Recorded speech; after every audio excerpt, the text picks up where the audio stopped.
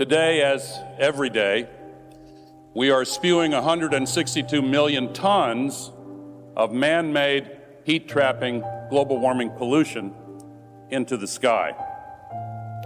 It adds up and accumulates and lingers there.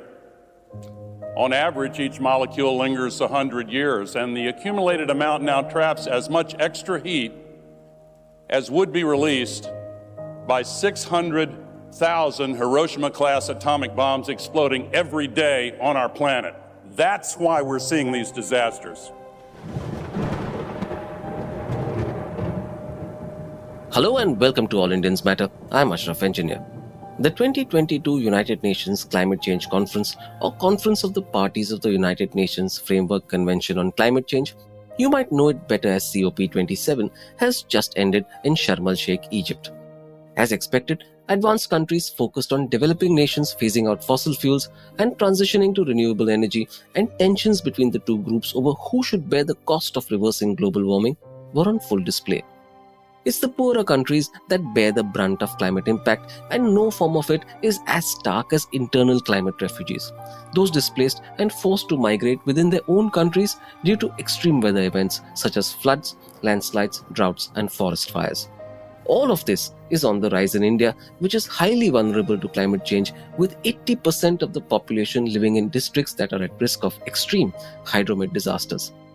It is estimated that India will have 5 crore internal climate refugees by 2050. According to the United Nations High Commissioner for Refugees, or UNHCR, close to 50 lakh Indians were displaced in 2021 due to climate change and natural disasters. Is India cognizant of its internal climate refugees, and what is it doing for them?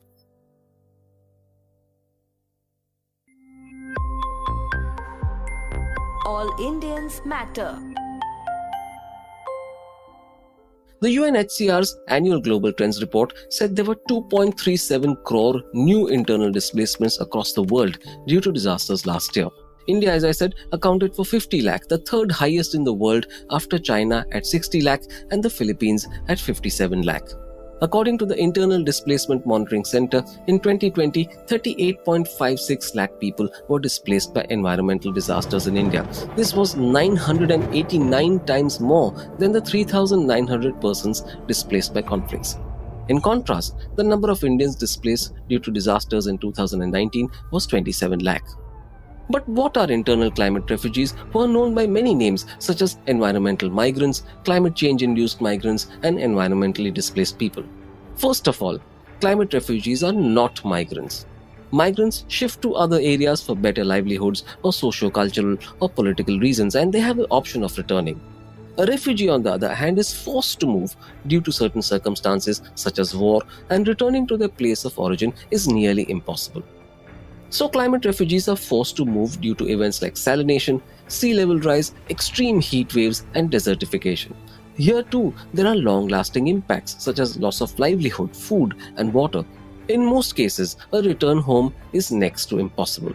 A 2021 study by the Council for Energy, Environment and Water found that more than 74% of India's districts are vulnerable to extreme climate events, with 27 states and union territories being affected. Assam, Andhra Pradesh, Maharashtra, Karnataka and Bihar are the 5 most vulnerable to droughts, floods and cyclones.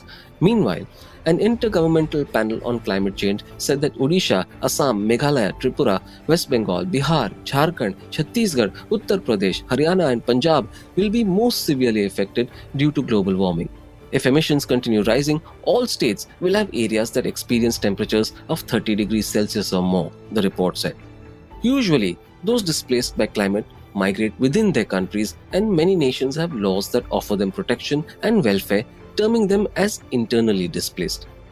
However, the absence of a uniform policy for the internally displaced, or the lack of its application, breeds ignorance about this forced movement.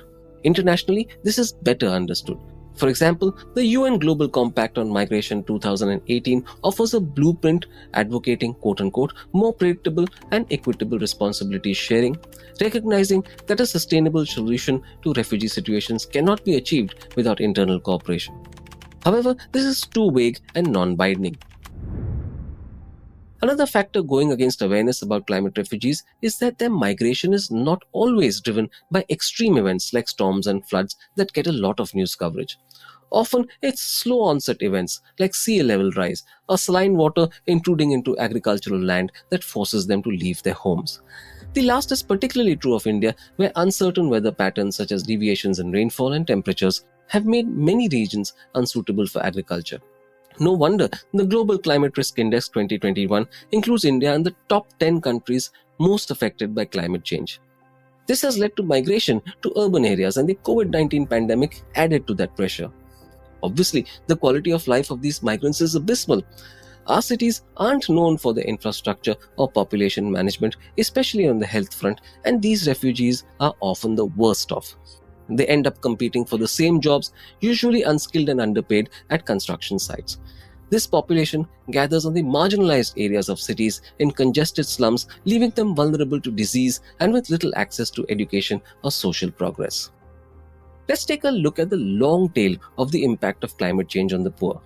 Agrarian communities may be forced to take loans to buy seeds or fertilizers, but poor yields would leave them servicing crippling debt for the rest of their lives. Similarly, fishermen take loans for boats and nets, but falling fish catches mean they never make enough to pay back those debts, destroying them financially.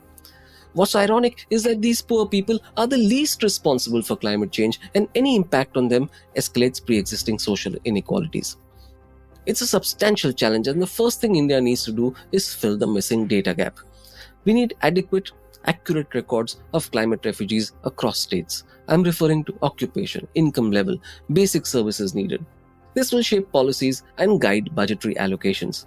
State and local governments must put in place mechanisms to provide accommodation, healthcare, and nutrition to the refugees while ensuring sustainable livelihoods for them. Here's how urgent the need is. India's first climate change assessment report, published in 2020, said temperatures would rise 4.4 degrees Celsius by the end of this century in a business-as-usual scenario. The frequency of heat waves will rise up to 4 times, cyclone intensity will increase, and sea levels will rise 12 inches if action is not taken. Even if mitigation measures are undertaken, the number of climate refugees will increase, at least for a while. So we need social programs that incorporate extreme weather.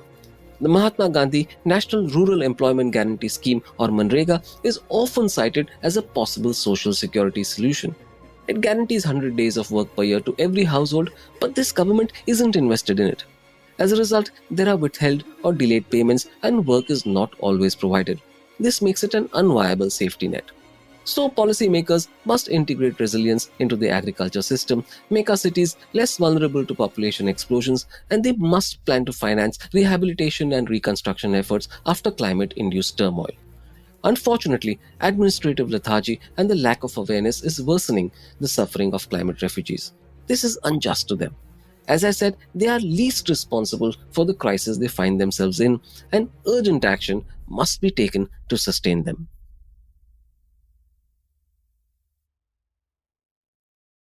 Thank you all for listening. Please visit allindiansmatter.in, that's ALLINDIANSMATTER.in, for more columns and audio podcasts. You can follow me on Twitter at Ashraf Engineer, that's ASHRAFENGINER, and All Indians Count, that's ALLINDIANSCOUNT. Search for the All Indians Matter page on Facebook. On Instagram, the handle is All Indians Matter. Email me at editor@allindiansmatter.in. Catch you again soon.